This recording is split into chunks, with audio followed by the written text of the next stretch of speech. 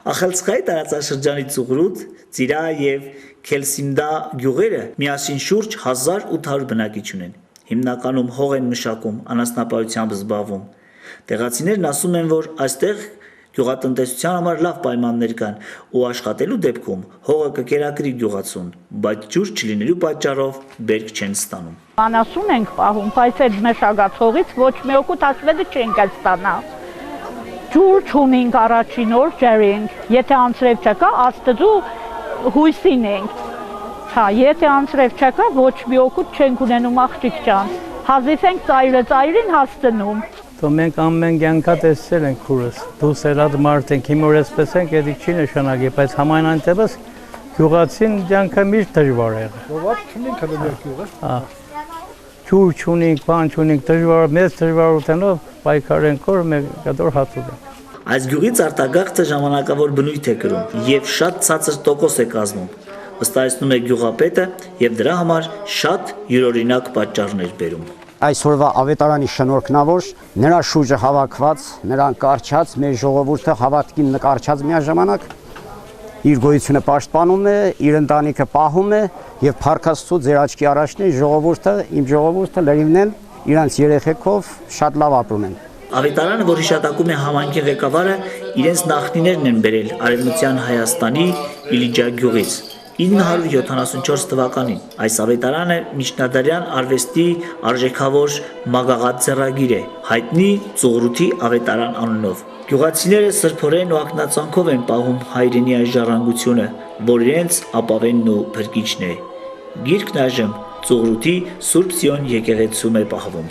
Հովանես ավետարանն է մեր գյուղացի Իլիջայից հետները վերել են ստեղ սրբպես պահում են։ Սովետի ժամանակ իշխանին եկե ուզեց այդ անել, բայց գյուղացիք մի մարդը նման կայնում ինել էսպես էլի, ոչ մի գին չեք տալիս։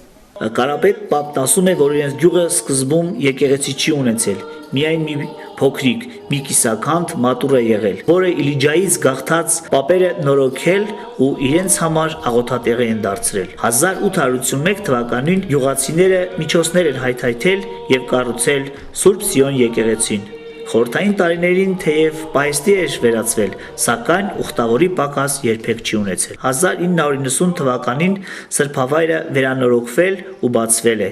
իսկ անցյալ տարի էլ գյուղացիների մեծ ջանքերով աղոթատան պատերի ճեղքերն են փակվել։ Շատ եմ սիրում եկեղեցի հաջախել։ Մեր բաբերուն ամեն օր գործնենք, որ իրենք գաղթել եկել են, եկեղեցին կառուցել են, որ իրենց երեխաները, թոռները հաջախենք եկեղեցի։ Հայ քրիստոնյան առանց եկեղեցու կյանք չունի։ Տարածաշրջանի հոգևոր տեսուչ Տեր Հակոբ Աբեղա Սահակյանը եւ հոգևոր հովիվ Տեր Մովսես Քահանա Մանուկյանը մշտապես այցելում են գյուղ, պատարակ մատուցում, հոգևոր զրույցներ ունենում։ Ժողովուրդը սեր ունի, սեր եկեղեցու հանդեպ, դա մեզ ուրախացնում է։ Ուղղակի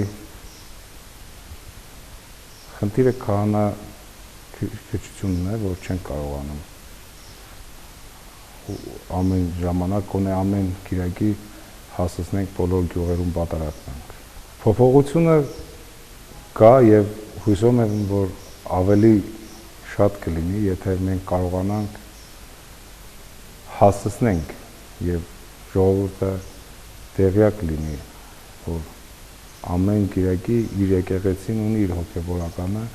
եւ իրենք հաստատ ավելի կշատանան եւ ավելի հոսքը մեծ կլինի եկեղեցիներում։ Վիրահայոց թեմի առաջնորդ Տեր Վազգեն եպիսկոպոս Միրզախանյանը եւս բարբերաբար այցելում է գյուղեր։ Գյուղացիների միակ խնդրանքն այն է, որ իրենք մշտական հոգեվորական ունենան։ Եկեղեցին չի կարող այս քարերով եւ փայտերով մնալ։ Եկեղեցին մարդկանցով է եկեղեցի։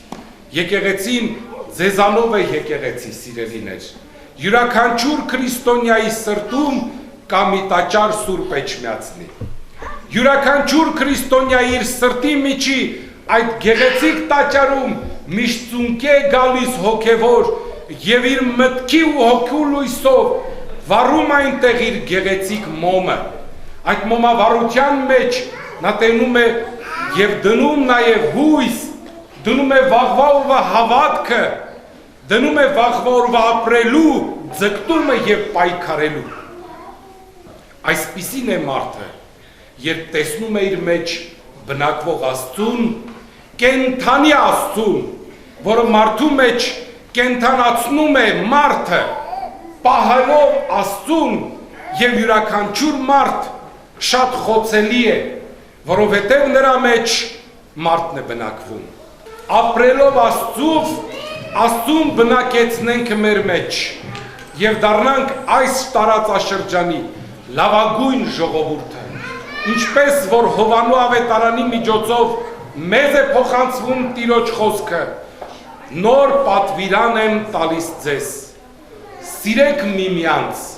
որպեսզի տեսնեն եւ իմանան, որ դուք իմ աշակերտներն եք։ Նույնը պիտի ասենք մենք եւ ասենք, այո, պիտի սիրենք միմյանց,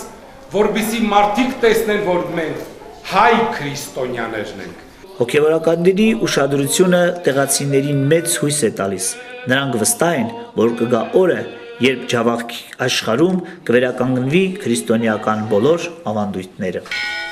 Դիվան վիրահայոց թեմի։